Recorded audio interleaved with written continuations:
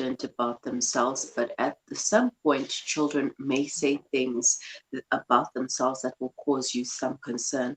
There are some children who are too hard on themselves, so it's important to address this and help them learn to be more gentle on themselves.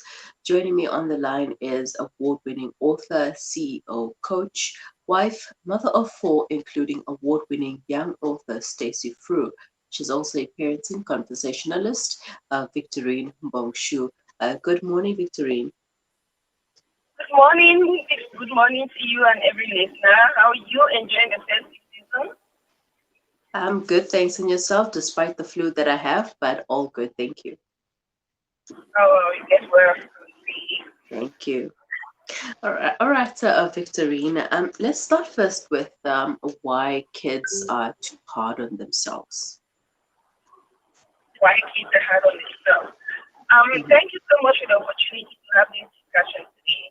I think that one of the major reasons why kids are hard on themselves is because they have been taught to be hard on themselves.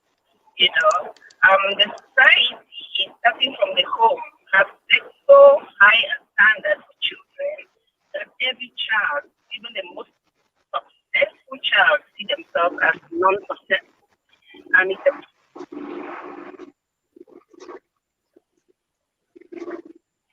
a Victorine, I can't hear you there. You can't hear me. Sorry, I'm on the road. I was saying the society and even families have set so high standards for children that even the most successful child feels like a failure these days. And that's the And how do you know if you are being too hard on your children or if they are being too hard on themselves?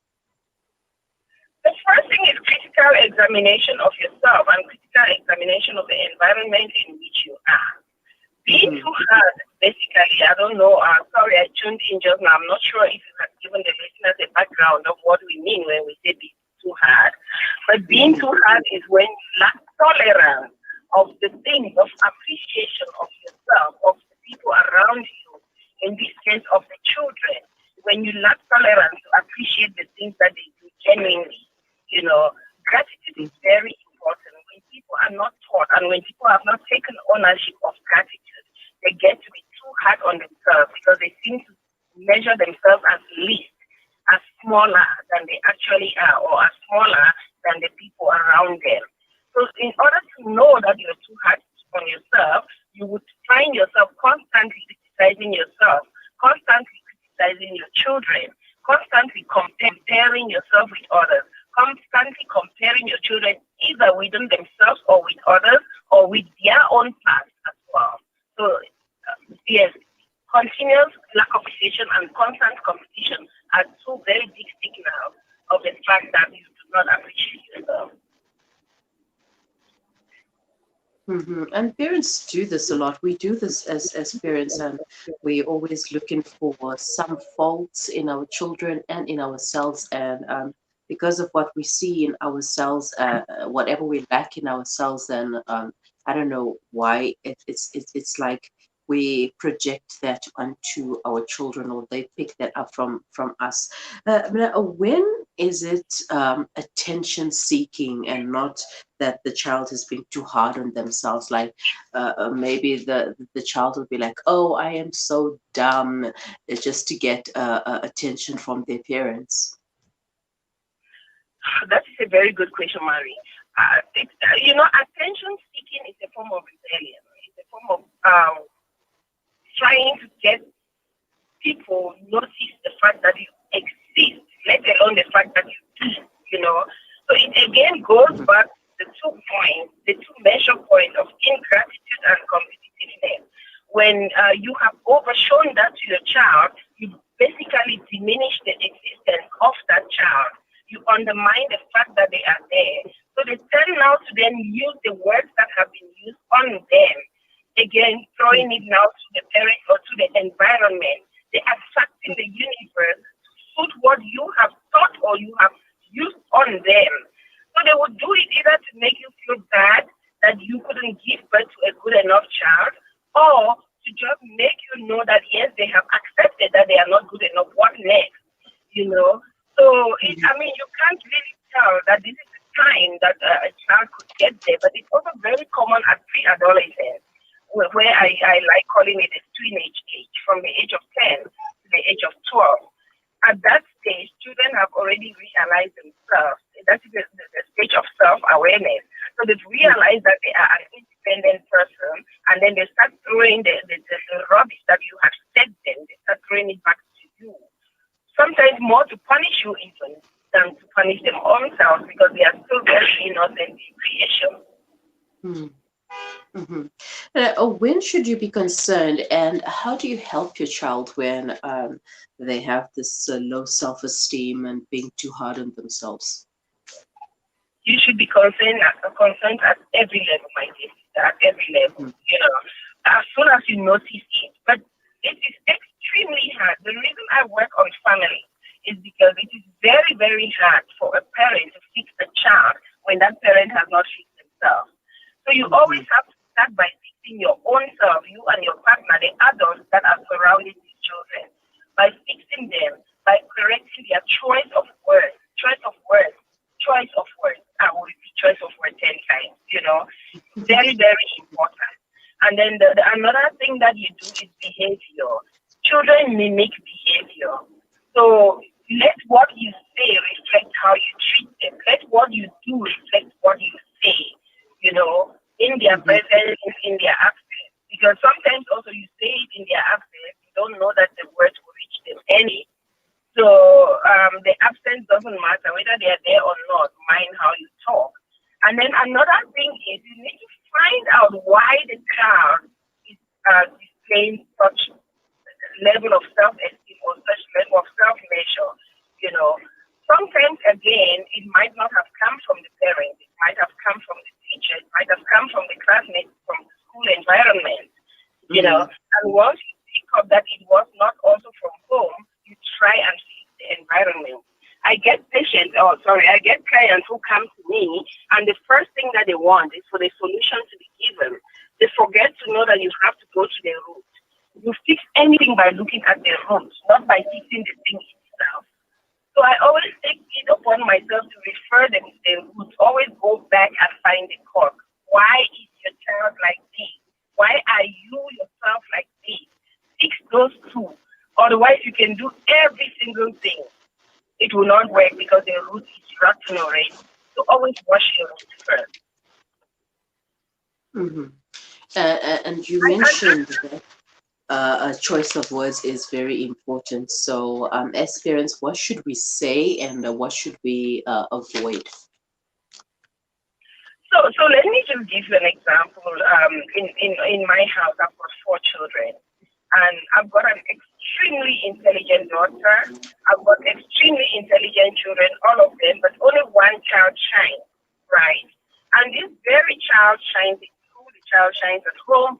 We appreciate the child, and it makes the other children start feeling like we don't appreciate them or we don't like them. So you have to now know that, okay, bring your children in to celebrate that one who is doing well. Let them celebrate that one. But at the same time, let them know that they are different, that you also celebrate them in different things. And then also have times where you have joint celebration. So as much as you celebrate that one who is doing well all the time, you celebrate the other ones who do not have the opportunity to be celebrated by the world in your own house. And then you give that one who is celebrated by the world an opportunity to be celebrated alongside the other children as well. And celebration is just an appreciation conversation that you would have with your children.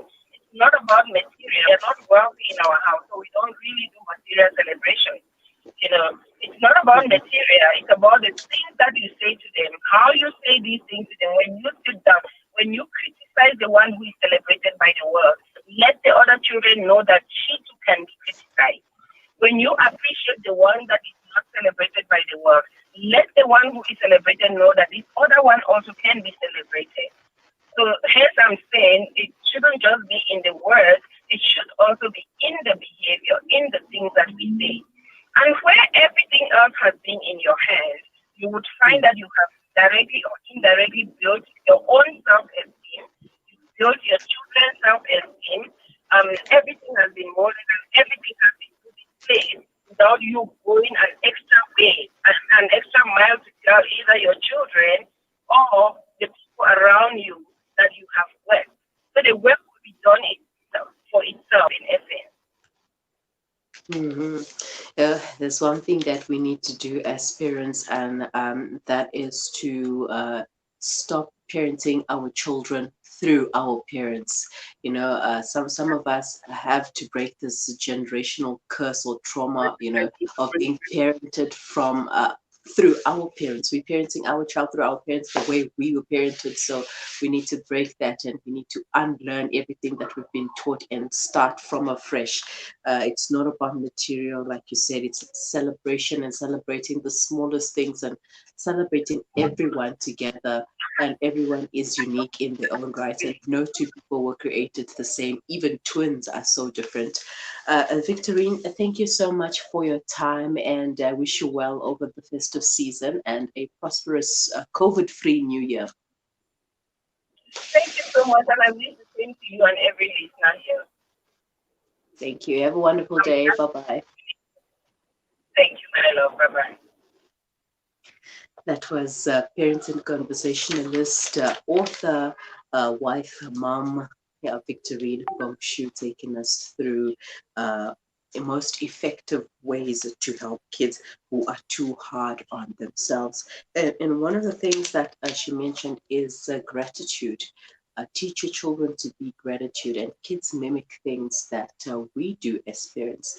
So if we're going to be doing things that comes across as negative, if we are going to be ungrateful for the circumstances and situations that we are faced with, then so too will our kids pick up that behavior and go about their lives the same way. If we are all about, oh, I'm so fat and I've got all of these rolls that I just need to get rid of, your child is going to be doing the exact same thing. And you're going to be sitting there wondering, like, where did they even pick this up from? They watch you. You may think that they are not watching you, they are not paying attention to you, they are busy minding their own business or whatever, but they are watching you. They watch everything that you do, and they pick it up, and it goes in here, in their heads, and they mimic it, and they mention all of these negative things and to themselves. And when you speak negative, it's sort of like mirrors it back to you. So you speak negative, you see negative, and you receive negative. So yeah, let us try to change the things that we do, unlearn what we've learned, and start all over again. We've got great parenting coaches available. We've got Victorine Mbong Shu, we've got our other parenting coaches, and everyone's there to help you, to help us get through this stage of parenting. It's not easy. Nobody ever said it was or will be easy, but it is something that we have to graciously do because we have been blessed with children. Please leave your comments in the comment section or send them to us on WhatsApp. The number is 0617 660355. We will be back after the break. Connect and stay ahead with Salam Media.